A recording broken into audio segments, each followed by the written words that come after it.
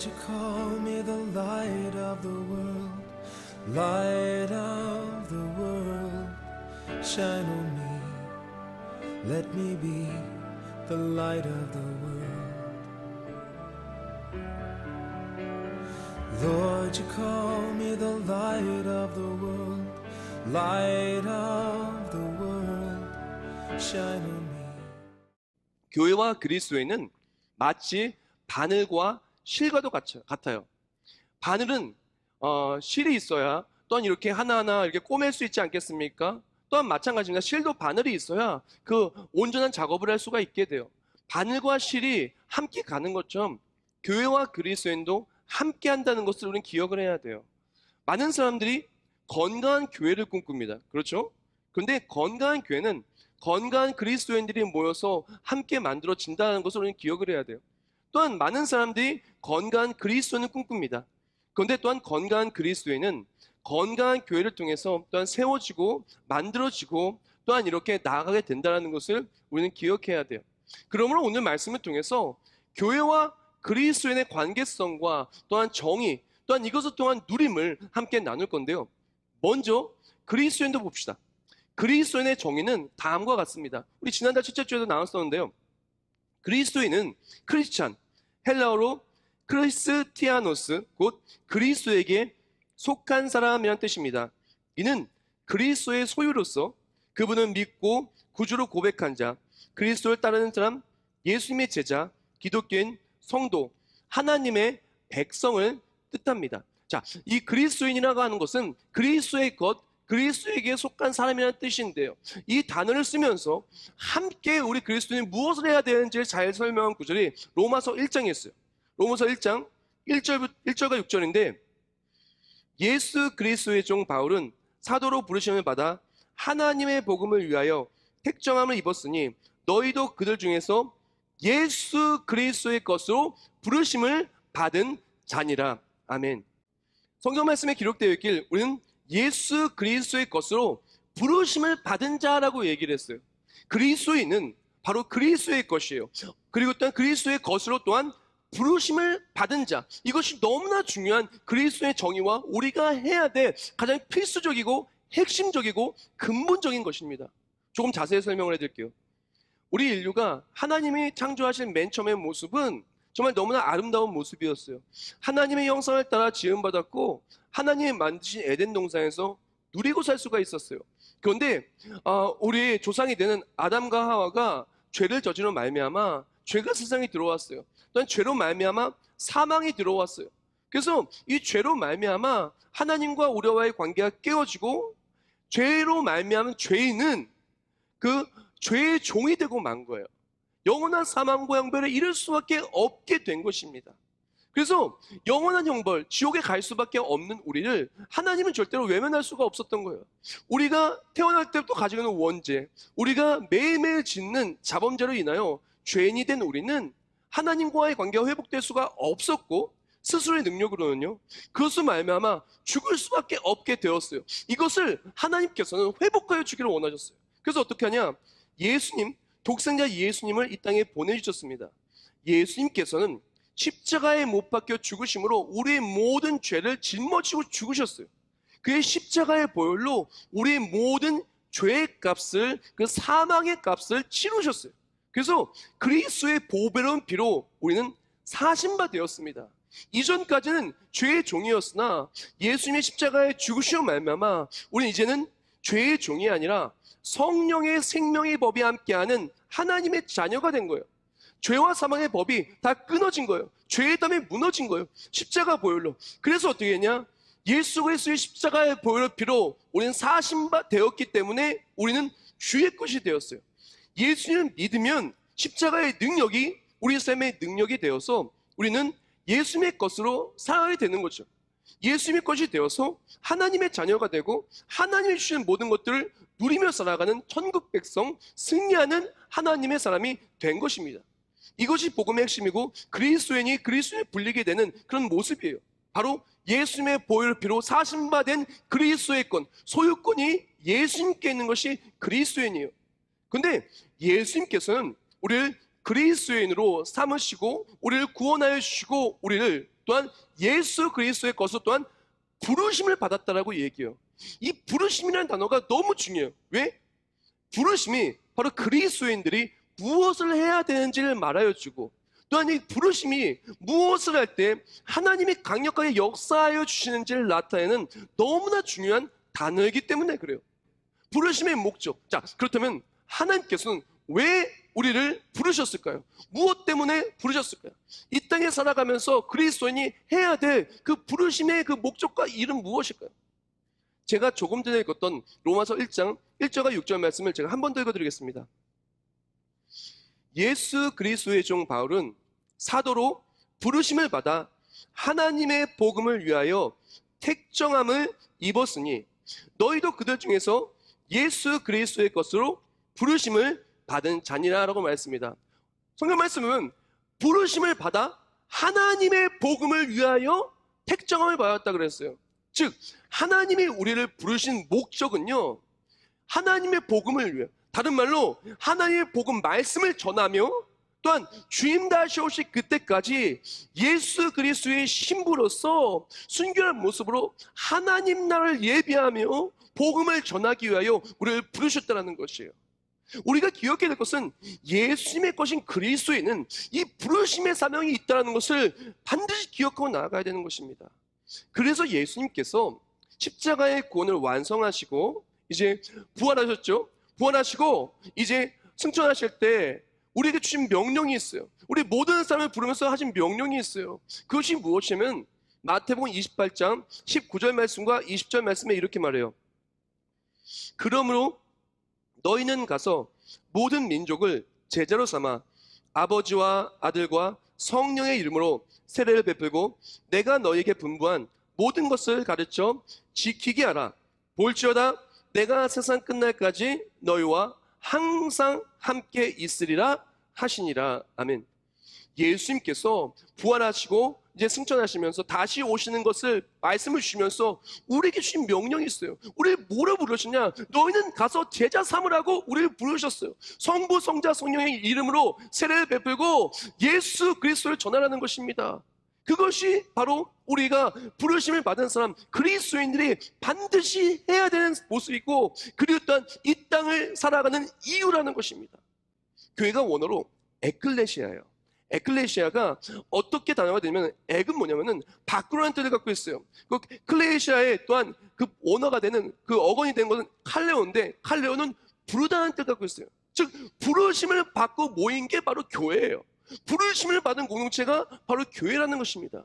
교회는 왜 모이게 되냐? 교회의 목적은, 존재의 목적은 하나님 나라를 전하기 위해 교회가 있는 거예요. 또 교회가 어떻게 해서 무엇을 위해서 우리가 교회 속에 뭉치냐?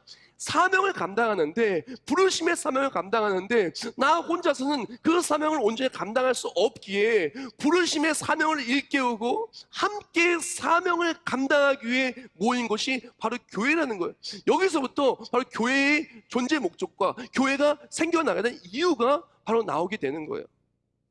그랜드 종합교리라는 주석을 보면 이런 글귀가 있어요. 혈통으로 맺어진 부모와 자녀가 모여 가정을 이루듯이 예수로 구원받은 자들이 모여 교회를 이룬다. 이것은 하나님이 태초로부터 계획하신 제도로서 자연스러운 것인 동시에 신성하다. 또한 요한 웨슬리가 이런 말을 했어요. 교회는 사명이 있다. 그것은 사람들로 하여금 그리스도의 생명을 소유하게 하는 것이다. 아멘. 자, 우리가 교회에 대해 정확하게 이해해야 돼요. 교회는 왜 생겨나게 되었냐? 교회는 무엇을 해야 되냐? 교회가 생겨나서 가장 그리스도인들에게 어떤 영향을 끼쳐야 하냐면은, 교회는요 바로 부르심을 받은 사람, 하나님 나라의 복음을 전하고 또한 하나님 나라를 부르셔서 하나님의 백성으로, 천국 백성으로 예수 그리스도의 신부로서 하나님 나라를 준비하기 위해 모인 것이 바로 교회라는 거예요. 부르심의 사명을 감당하게 모인 것이 교회고, 부르심의 사명을 감당하는 자리가 바로 교회예요. 그리고 이렇게 부르심의 사명을 감당하기 위해 모인 건강한 그리스도인들이 모인 건강한 교회, 하나님은 강력하게 역사하사 하나님의 일하심이 그 삶의 간증이요 승리가 될 수 있도록 매일매일 은혜가 넘쳐나고 매일매일 사랑이 넘쳐나고 하나님의 역사하심의 승리가 나타나는 것이 바로 교회라는 것입니다. 근데 많은 사람들이 이 부분을 놓치고 살아가요. 그리스도인이라고 말하면서, 기독교인이라고 말하면서 나는 내 것이라고 생각해요. 벌써 앞에 전제부터 틀린 거예요. 그러면서 우리가 살아가는 이유가 바로 예수님 다시 오실 때까지 하나님 나라를 준비하고 천국 복음을 전하고 그리스도의 순결한 신부로서 기름등불 준비한 슬기로운 다섯처녀처럼 그렇게 살아가는 것이라는 것을 놓치고 살아가요. 또한 교회는 나 혼자서는 이것을 온전히 감당할 수 없기 때문에 부르심의 사명을 받은 사람이 함께 모여서 하나님 나라를 준비하고 부르심의 사명을 감당하며 나아가는 공동체가 교회라는 것을 놓치고 살아가요. 그래서 어떻게 하냐?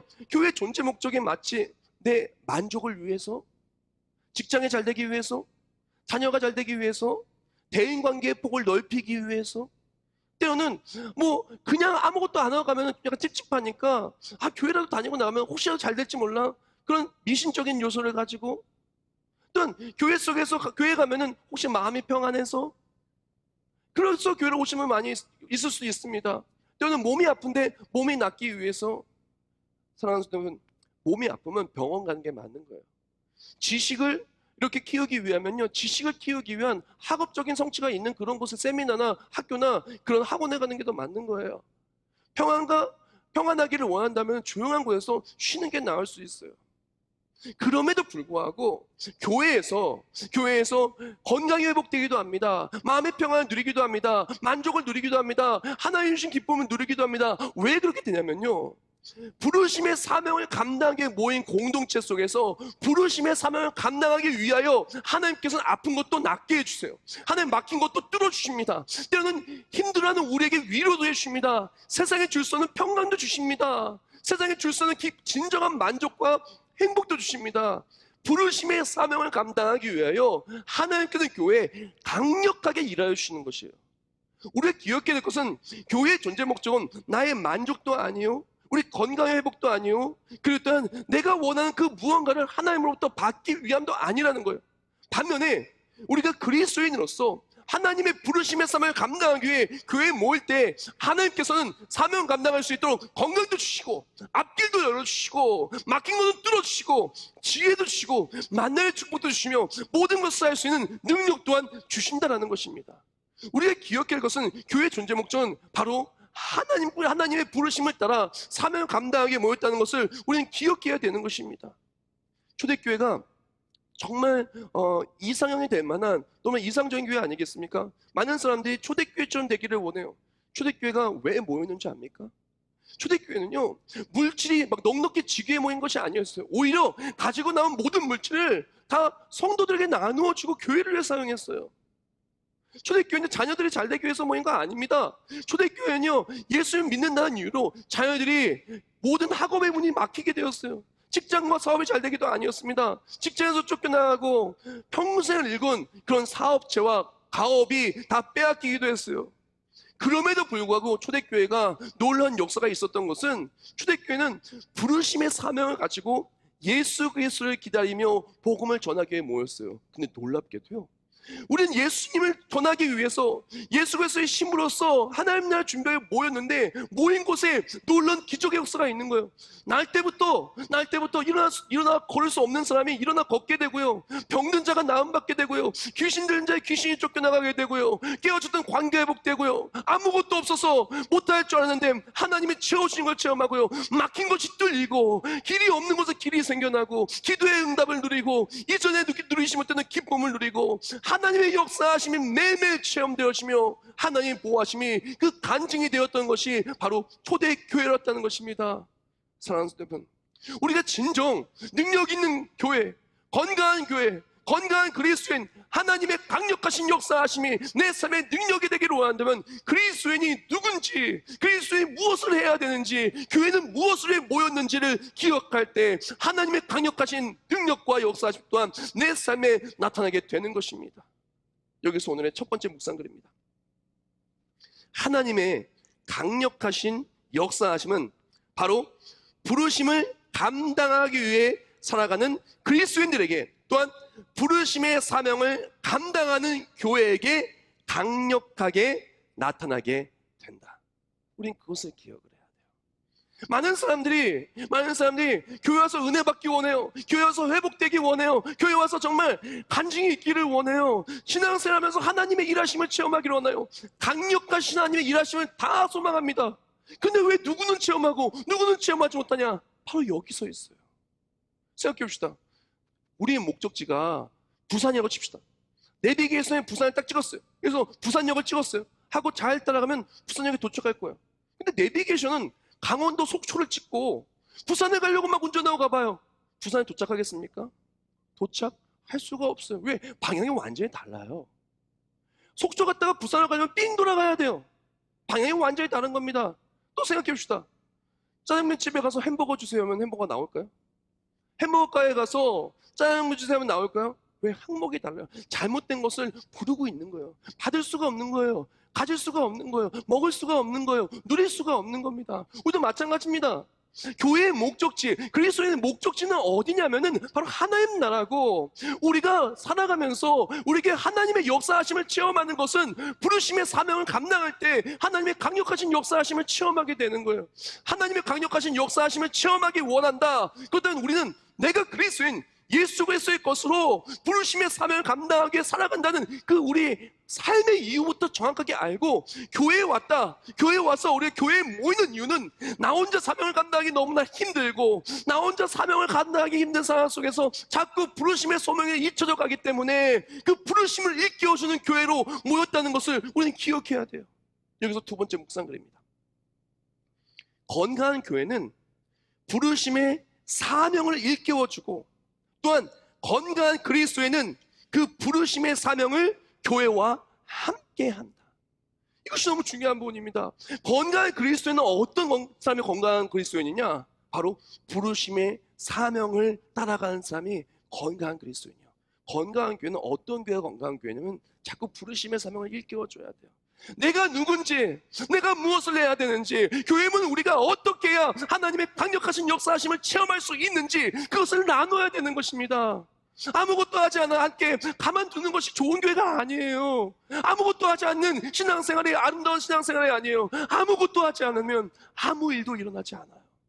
우리 신앙생활도 마찬가지입니다. 아무것도 하지 않으면, 특히 부르심의 사명에 대해 반응하지 않고 아무것도 하지 않으면 강력한 하나님의 열심을 체험하기는 너무나 어려운 것입니다. 많은 사람들이 큰 교회를 찾아요. 왜? 내가 왔다 갔다도 해도 잘 알지 못하니까. 많은 사람들이 온라인 예배를 선호합니다. 왜? 내가 어떻게 예배를 드려도 사람들이 알지 못하니까. 사랑하는 성도 여러분, 교회는요 계속 부르심의 사명을 일깨워줘야 돼요. 나는 지금 이렇게 있어서는 안 된다. 내가 어떻게든 하나님 나라를 전하고 하나님 나라를 준비하고 그리스도의 신부로 살아가야 된다. 그것을 일깨워주고 계속해서 사명의 불꽃이 타오르는 교회가 건강한 교회가 되는 거예요. 이 건강한 교회와 건강한 그리스도인이 되기 위해서 꼭 필요한 것이 있는데, 그것은 컨트롤 타워가 정확해야 돼요. 세상에도요, 세상의 직장도 마찬가지고 정부와 수많은 기관들에는 컨트롤 타워가 있어요. 컨트롤 타워를 통해서 모든 하부 기관들과 많은 사람들이 함께 움직여서 어떠한 프로젝트와 어떤 일이 되어지게 만들죠. 컨트롤 타워가 불분명하고 컨트롤 타워를 따라가서 아래가 제대로 움직이지 않는다면은, 유기체적으로 움직이지 않는다면 그 공동체는 위대한 일을 하기는 어려운 거예요. 우리도 마찬가지입니다. 교회, 그리스도에는 그 컨트롤 타워가 분명해야 돼요. 교회의 컨트롤 타워가 누굽니까? 그리스도의 컨트롤 타워가 누굽니까? 바로 교회의 머리 대신 예수님이 우리의 컨트롤 타워예요. 그래서 오늘 본문에서도 말하죠. 에베소 1장 21절과 22절에 이렇게 말합니다. 모든 통치와 권세와 능력과 주권과 이 세상뿐 아니라 오는 세상의 것은 모든 이름 위에 뛰어나게 하시고 또 만물을 그의 발 아래 복종하게 하시고 그를 만물 위의 교회의 머리로 삼으셨으니라. 아멘.